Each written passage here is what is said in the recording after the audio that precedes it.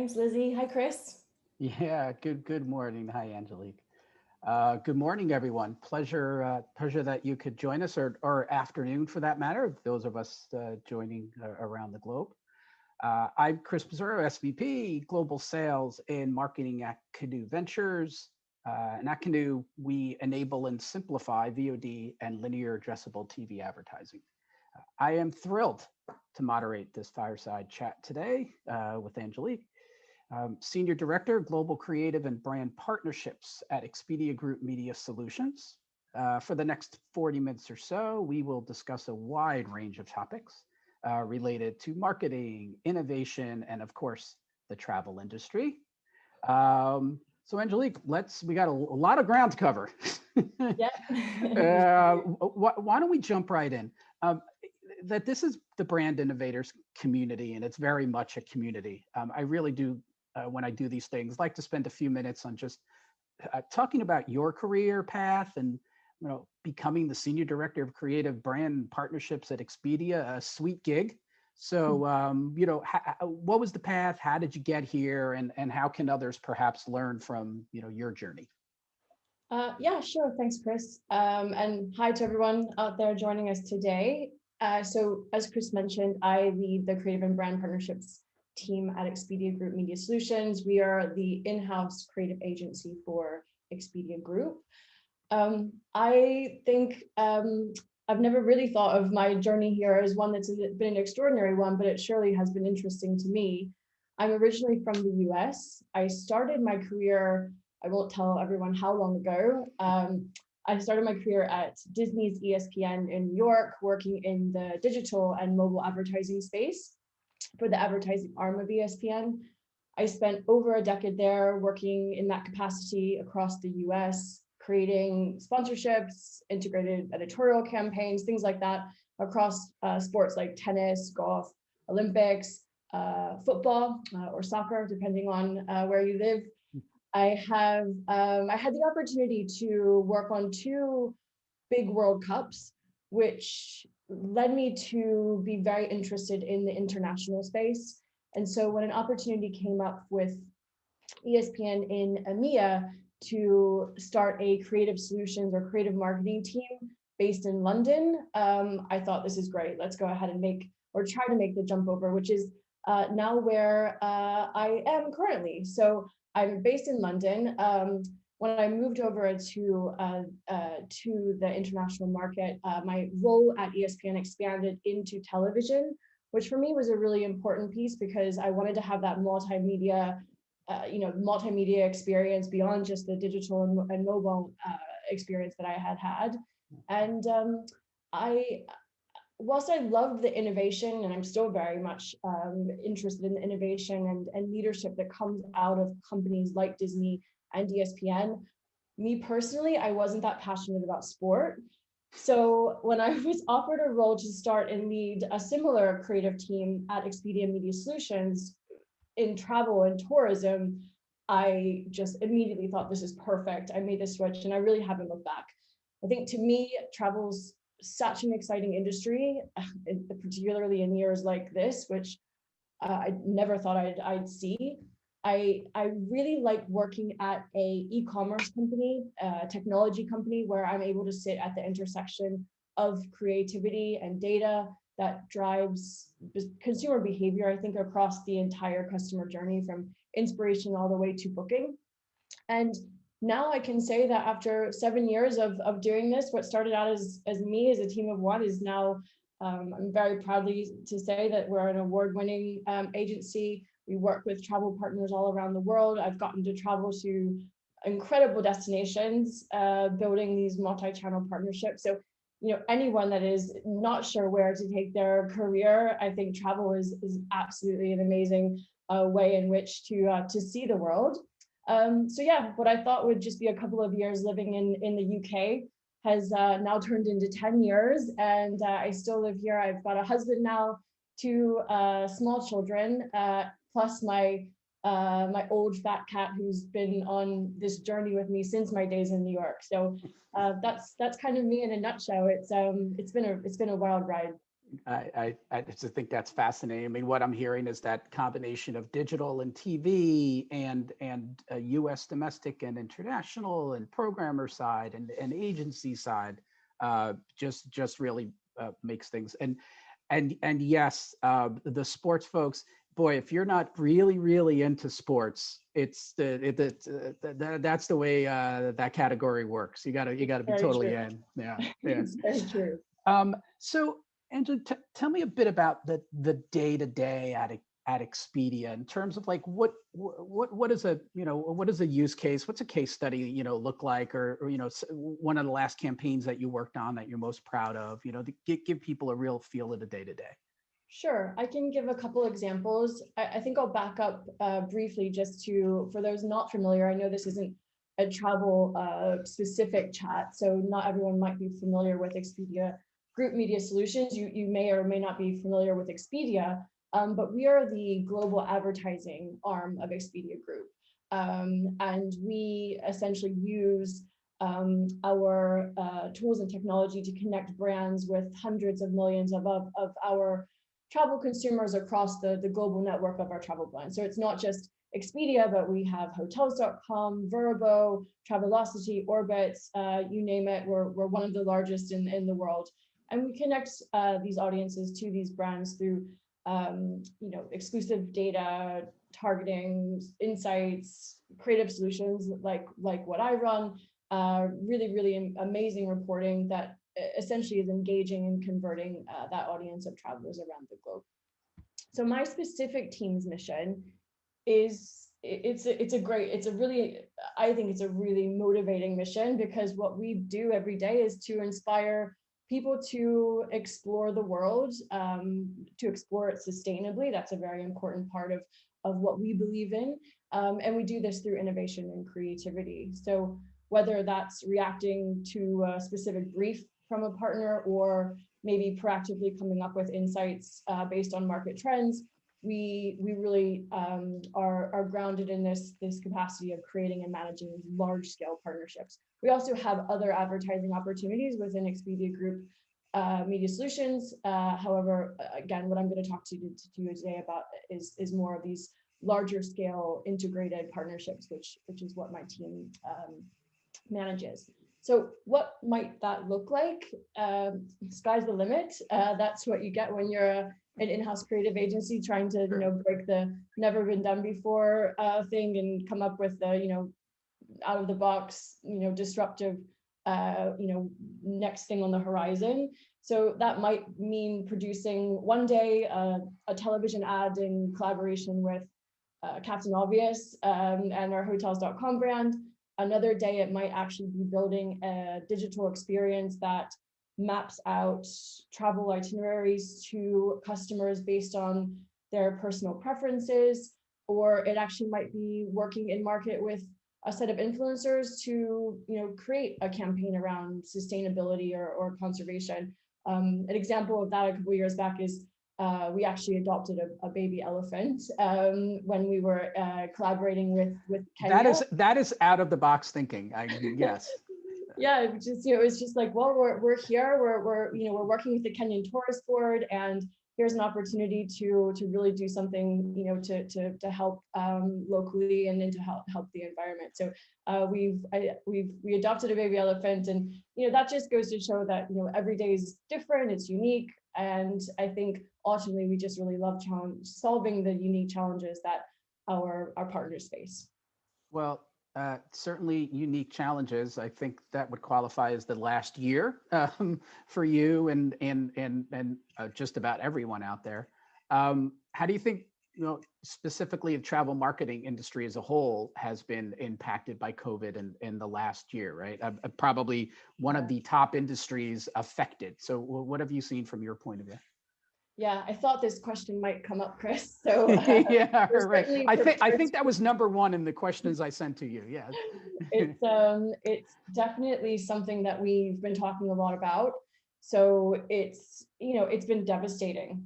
I don't think that there has been an industry that's been more greatly affected than that of travel and of hospitality, with from my side, with advertising budgets being cut drastically, return on ad spends being scrutinized at every level, we've seen a lot of hesitancy and trepidation, I think, when it comes to that final green lighting of campaigns.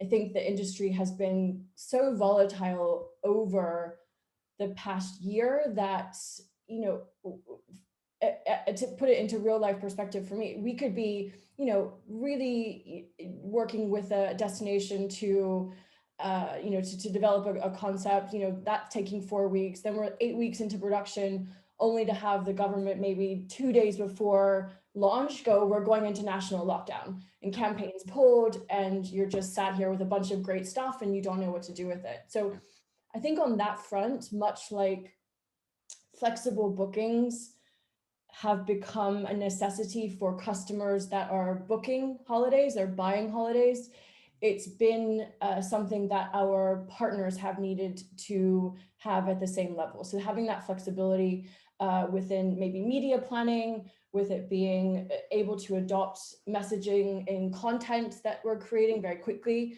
So, as an example, when Italy went into lockdown, we were able to focus or refocus campaigns, that were much more about the undercrowded outdoor experiences. Maybe it's adding health and hygiene protocols to all of our content. Maybe it's working with our car rental partners around, road trip itineraries for maybe customers that are needing to stay closer to home. So all of that is really about being, flexible and agile depending on what the market was saying. But I think the light at the end of the tunnel is hopefully getting closer. We are spending ourselves at Expedia Group across the board again. We know that you have to be front of mind when travel is allowed to return and return in full force. We believe it's going to be.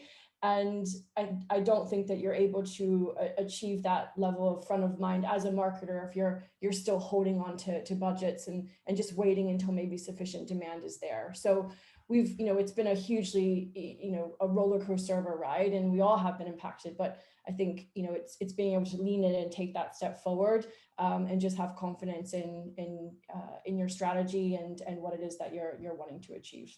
Yeah, I was thinking of creating a drinking game this year that every time someone said the word flexibility, you get to take a shot.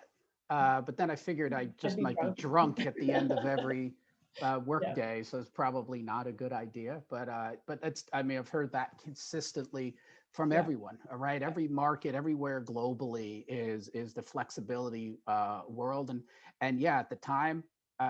In my brain, I was thinking just in terms of media plans and how people are doing VOD and addressable and everything. Yeah. But you're right, to relate that to the consumer experience, right? Where I had to cancel some trips and some flights and get the credit and get the refund. So really a multiple impact on your industry. Yeah. And it's certainly, we've certainly considered, not that we weren't considering channels like VOD and before, but we've definitely, prioritized certain channels within our media mix because, that does give us more flexibility when it comes to campaign planning. Yeah. So let's get into that a little bit, right? We sort of know what the lemons are, and you touched on some of the lemonade there, which I thought was just fantastic. And you did see brands do this of, okay, wait, we're shut down. Now we're reopening to curbside pickup, right? If you're in that sort of thing. And then, okay, now we know we're going to make spots about curbside pickup, right? So it's like the mother of invention. Yeah. You started to touch on some of those, but other examples of how you're getting with your partners, or maybe dig deeper on some of those things. The Italy example is great of just, where's, you said you love the innovation, either both on the technical or creative side. I think that would be really beneficial for folks to hear about. Yeah, I think, we are, we're seeing a lot of, seeing a lot of innovation that's been coming out of the pandemic. I think it's, particularly we've you mentioned necessity is the mother of invention, right? So I think, it's been really, despite the devastating effects that the pandemic has had, we're already seeing, that culture of innovation that's, I think, being driven by the pandemic. So whether that's through, how we might be using virtual tourism in a different way with campaigns, and maybe how that's going to drive the future of, I've talked about sustainability, how that might affect the future of sustainable tourism. I think, really interesting how the application of AI and data modeling and using that data to help, help governments effectively, respond to those outbreaks better. I think that's been really, really interesting. We're used to seeing AI in, in gaming senses, and Right. in a much more, I guess, entertaining way, and where the applications now are very, very interesting. I think my team particularly used the time that we had as the market slowed to work on all of those big ideas that you never get to do at the end of the day, because you just frankly run out of time and everything else is more important. So we used the time to launch just new creative strategies, new products that maybe are focused on automation or enabling us to create faster, engage better, all of the things that are eventually going to pay off for our partners. But using, the pandemic to really, that time to continue that innovation. And I think we'll continue to see people leaning into that mindset. So you're coming up with these ideas, you're coming up, have the time to think a little bit more. You mentioned earlier about, well, the budgets, and you're doing all that, but the budgets are getting cut and the budgets are flexible and all of that. So how do you get your bosses and your bosses' bosses or your partners, comfortable with these ideas? How are you selling these things through, right? On one side, you want to have time to come up with a big idea. At the other end, your budgets are being cut. So what are your tactics to getting these ideas through? Yeah, well, a lot of it firstly is the fact that we've worked with a lot of these partners for a very long time, and there is a very significant level of trust. I think also it's how we use data to inform our creativity, which allows us to be held more accountable. I think in times like this, when things are being scrutinized more and budgets are being cut, creative and all that stuff is the first to just go right out the door, and it can be seen as the peripheral. You don't really need to have it. And we don't plan our partnerships in that way. We look at it very holistically, very strategically, and in creative is rooted in that data and insight. But there's so much more that goes into our partnerships that drive that accountability and the return.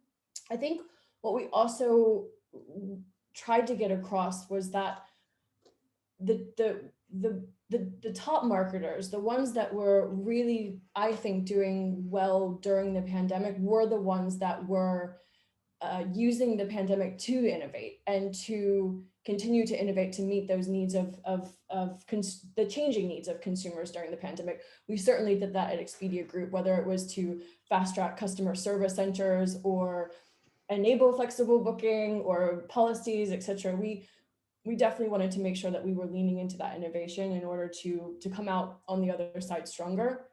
I think, it's about being, again, front of mind and building that brand trust, the confidence, because I think, quite frankly, consumers are going to continue to be anxious. They're going to continue to be uncertain about when they should do things. And the more as a brand you can be reaching out to them, understanding how you need to be speaking to them differently, understanding how you should be speaking to them, because this is a very, very different world we're living in.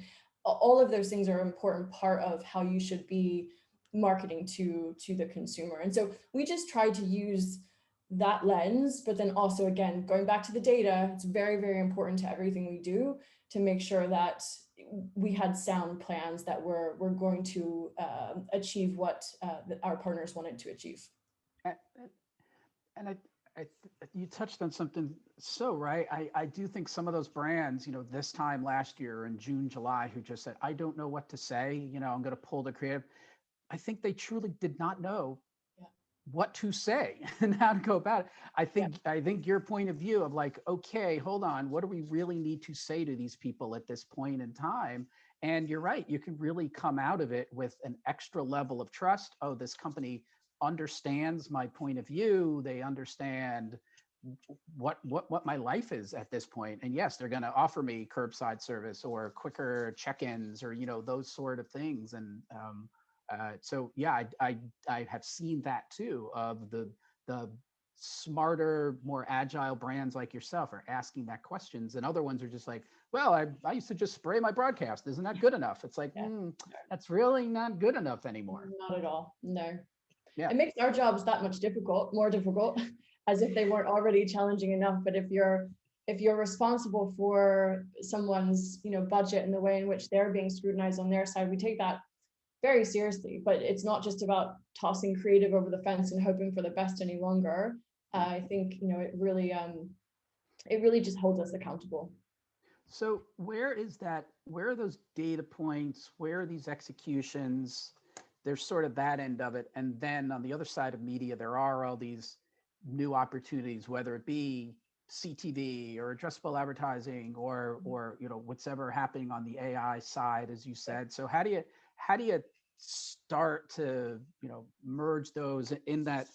Have your media plans and executions changed in terms of the platforms and that aspect? Yes, they have. I think we're constantly, again, I'll probably just go back to how much our data has played such a crucial role in that entire process. I think you'll remember a few years back, probably, when Martin Sorrell said that, with all the data that was being thrown at us, everyone was going from Mad Men to math men.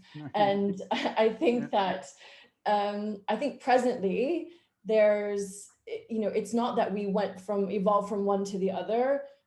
I think we're just doing both, and and again, this past year has made us do both of those things so much better, I think, than we've ever had to do before. So I think the successful marketer right now is planning accordingly based on the marrying of that left brain, right brain, and being able to make data part of that creative process, your media planning process, and maybe not just a tool for optimizing performance, which obviously that is crucial too, right? To make sure that things are working. But I think it's playing a more robust role in the entirety of the media process than it has. And I think when you have times like this where adversity is kind of hitting you from all sides, it's about making sure that you're using the data that we have, and Expedia sits on billions and billions and billions of data points,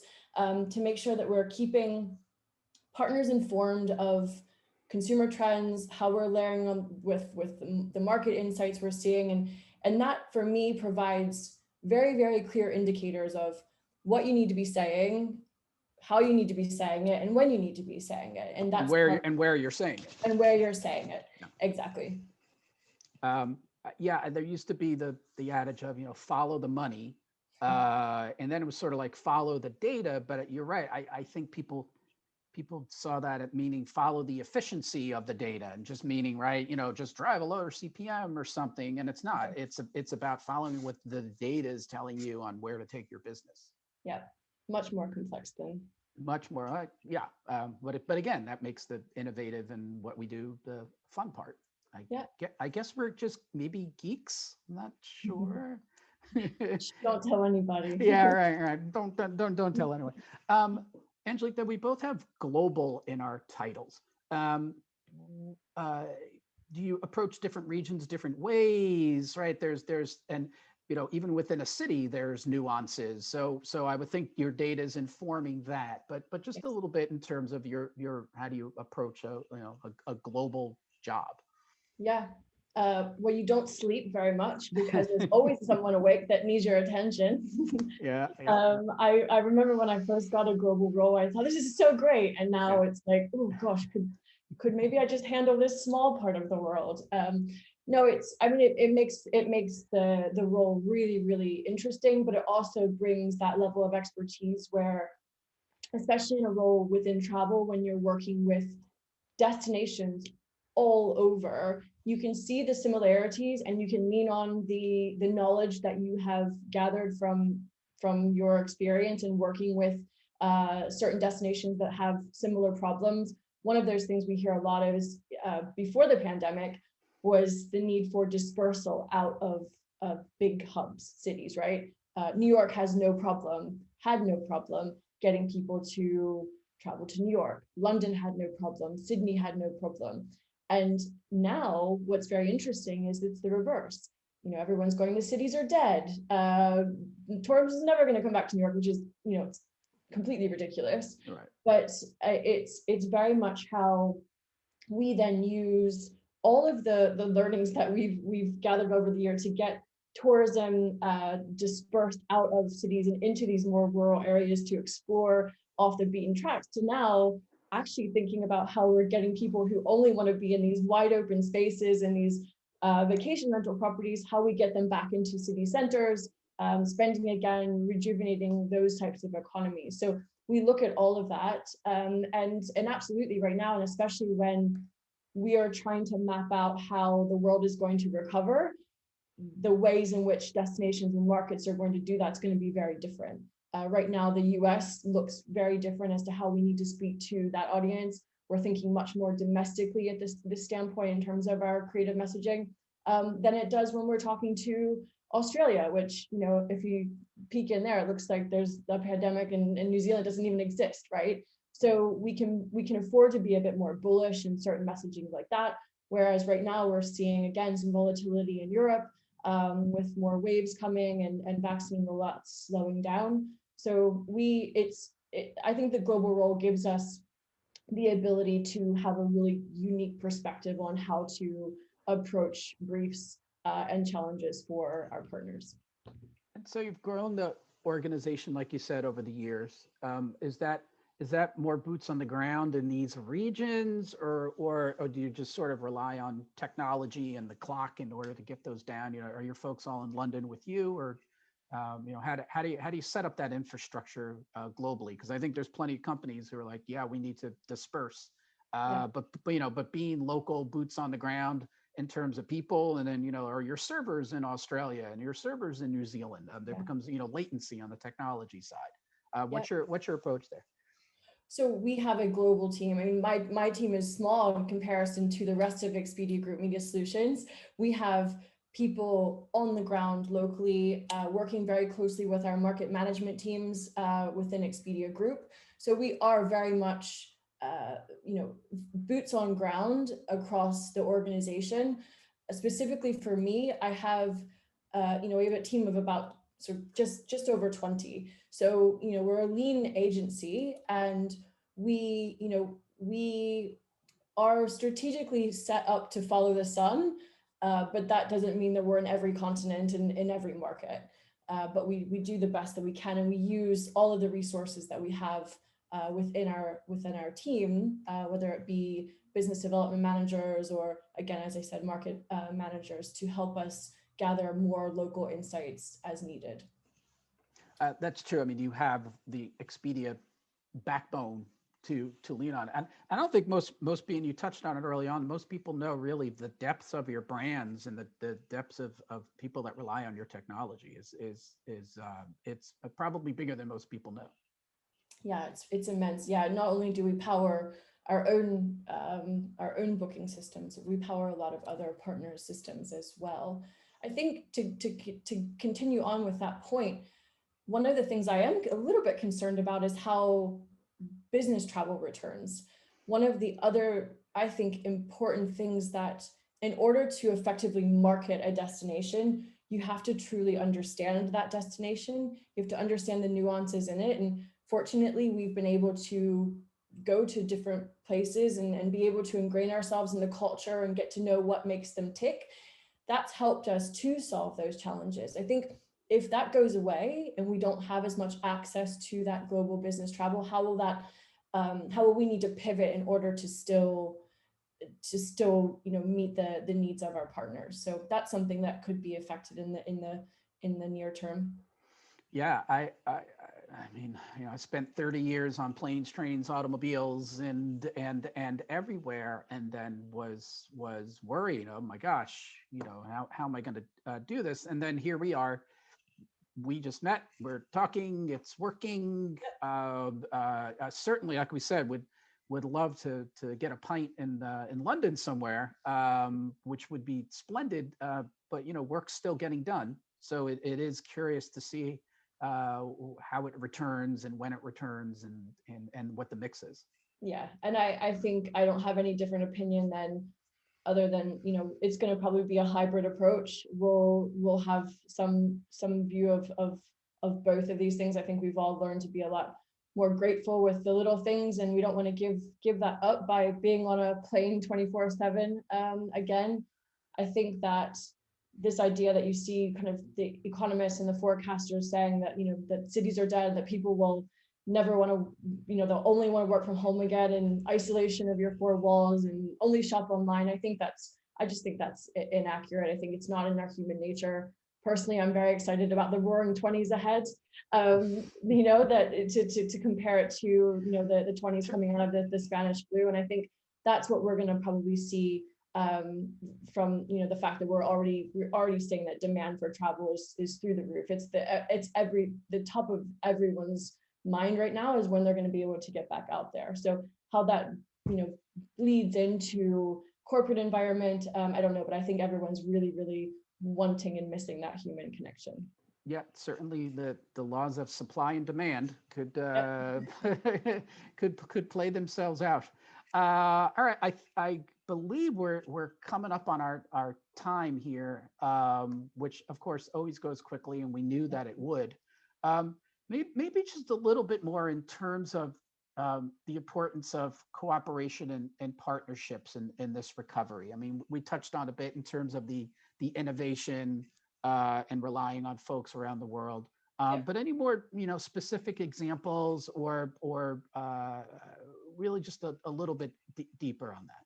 Sure. I mean, we know that travel is essential to businesses and economies all over the world, and the quicker that we can rejuvenate that, recover from it, the better. And so for me, cooperation and partnership is obviously, it's crucial to recovering quickly. We worked really hard as a company to do this. It's been really quite remarkable to see. Our biggest challenge, it's always our priority, but our biggest challenge is supporting and serving our customers and the travel partners that help facilitate that travel. On the e-commerce front, being able to partner with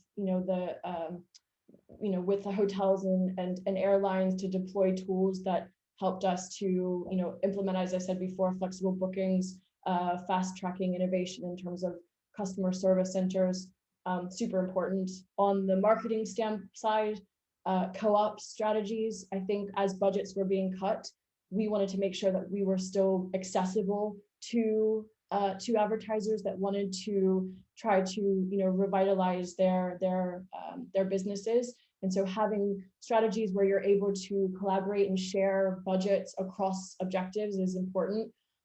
Also, this is a very proud thing for us that we're able to do, but we also made $25 million of relief available through a destination recovery program for partners to take advantage of. So all of that demonstrates co-op and partnership, I think, with the view of we just want to get travel recovering as quickly as possible, and we want to continue to be able to use that recovery to innovate. Fantastic. Angelique, thank you so